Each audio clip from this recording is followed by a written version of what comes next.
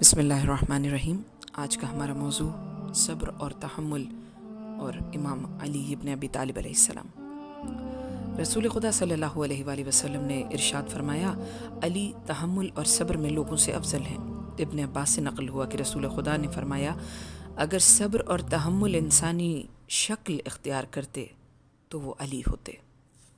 مولا کا صبر کیسا تھا کہ حضرت نے نہج البلاغہ میں ارشاد فرمایا، جب میں نے دیکھا کہ ابھی صبر کے سوا اور کوئی چارہ نہیں تو میں نے صبر کر لیا، اس طرح جیسے کسی کی آنکھ میں کانٹا اور گردن میں ہڈی پھنسی ہوئی ہو۔ میں دیکھ رہا تھا کہ میری میراث لوٹی جا رہی ہے۔ حضرت علی نے فرمایا، مجھ سے رسول اکرم نے فرمایا، یا علی، تم اس وقت کیسے ہوگے جب لوگ آخرت کو بھول کر دنیا کے ساتھ دل لگائیں گے، ثروت کو ایک ہی وقت میں کھا جائیں گے اور مال اور دولت سے بہت زیادہ محبت رکھیں گے، خدا کے دین کو فریب کاری اور دھوکے کا وسیلہ بنائیں گے اور بیت المال کو ایک دوسرے کے ہاتھ میں چرخائیں گے۔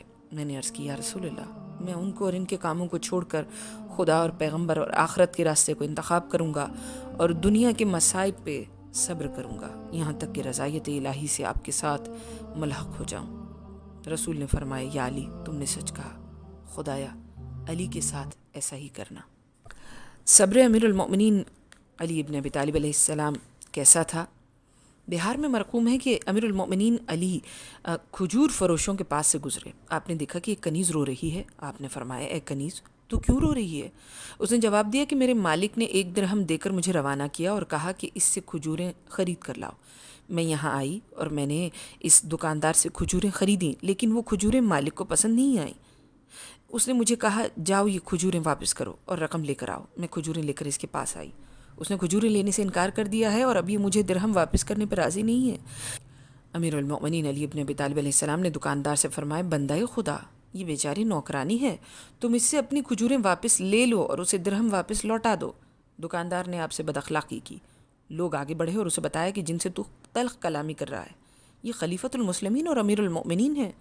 دکاندار نے یہ سنا تو اس کے چہرے کا رنگ فق ہو گیا اور اس نے کنیز کو درہم واپس کیا اور کہنے لگا، یا امیر المؤمنین، مجھ سے گستاخی ہوئی ہے، میں آپ سے معافی چاہتا ہوں۔ آپ نے فرمایا، لوگوں کو ان کے حقوق دو گے تو میں تم سے راضی ہو جاؤں گا۔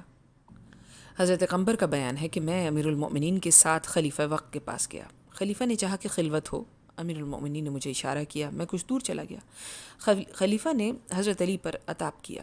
آپ خاموشی سے سر جھکائے ان کی باتیں سنتے رہے۔ خلیفہ نے کہا، آپ خاموش کیوں بیٹھے ہیں، بولتے کیوں نہیں؟ آپ نے فرمایا، میرا جواب آپ کو پسند ہی نہیں آئے گا، میرے پاس آپ کی پسندیدہ بات موجود نہیں ہے۔ صبر امیر المؤمنین علی ابن ابی طالب کیسا تھا؟ ایسا تھا کہ امام حسن مجتبیٰ اس وقت میں جب آپ کو ضربت لگ چکی تھی آئے اور عرض کیا، بابا جان، آپ کا دشمن ابن ملجم آپ کے سامنے حاضر ہے۔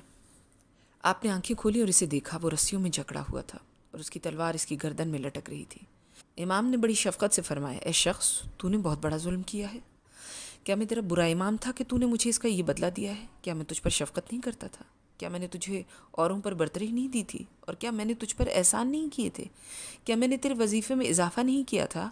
کیا مجھے تیرے بارے میں پہلے سے اطلاعات نہیں ملی تھی؟ مگر اس کے باوجود میں نے تجھے قید کیا تھا اور نہ ہی تادیبی سزا جاری کی تھی۔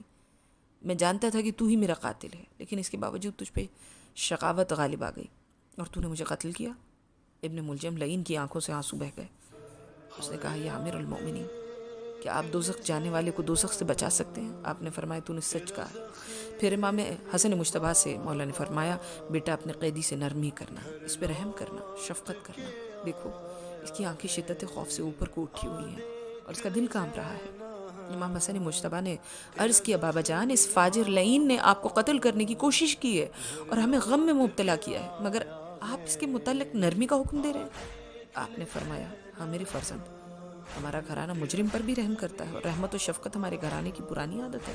آپ کو میرے حق کا واسطہ جو کچھ آپ خود کھائیں اسے بھی کھلائیں، جو کچھ خود پئیں اسے بھی پلائیں۔ اس کے پاؤں میں بیڑیاں اور ہاتھوں میں ہتھکڑیاں مت ڈالیں۔ اگر میں اس ضرب سے دنیا سے رخصت ہو جاؤں تو پھر اس کو قصاص میں قتل کر دینا اور اسے ایک ہی ضرب مارنا، اس کے جسم کو آگ میں نہ جلانا اور مرنے کے بعد اس کی لاش کا حلیہ نہ بگاڑنا۔ میں نے تمہارے نانا جان سے سنا تھا، وہ فرماتے تھے کہ کسی کی لاش کے اعضاء